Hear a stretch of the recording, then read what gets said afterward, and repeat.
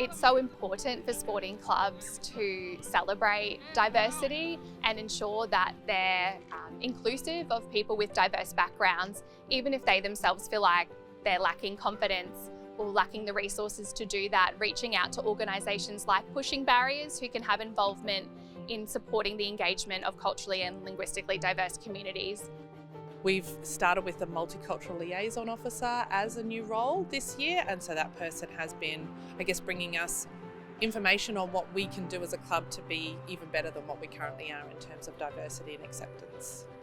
It can be quite confronting for a family member to go to a club when they don't have an understanding how things work, they don't have English.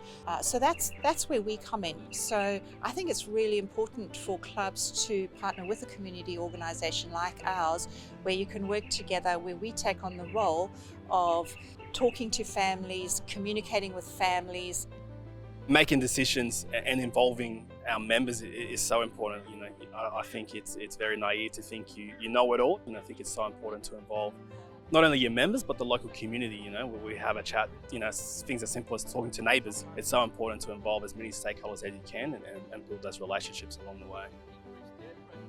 We find that because we're very approachable, that parents can often come and talk to us. We sort of find that really helps overcome a lot of those barriers where parents don't know how to do the registration initially, or where to pick up their uniforms, or if something's gone wrong. So because there's generally a couple of the committee around during most of the times, we find that really helps to engage those parents who might often just sit in their car or do something along those lines. We do have people of diverse backgrounds on our leadership board, which is great, and we've actually taken on board some ideas. Just one of them, for example, has been in our canteen, where we've now made it more halal friendly, which has been a fabulous initiative. And it was a very small change that we had to make, but such a big one for half of our population that are halal. It's about moving almost beyond cultural awareness to something called cultural responsiveness, which is thinking really carefully about how you respond to diversity in a really respectful way.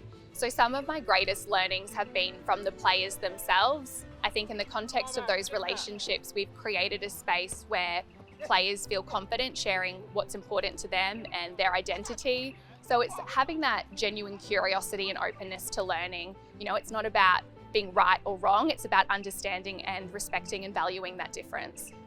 They've come out of very, very tough backgrounds, and to see what they've had to face on a daily basis, and some of them are the happiest participants we have in our club. We can take a lot from that, to just know that they might have been through hell and back, and yet they're still here and they're happy and they just want to play sport, and to see the joy on their faces is something that I guess makes me proud that we can provide that opportunity for them.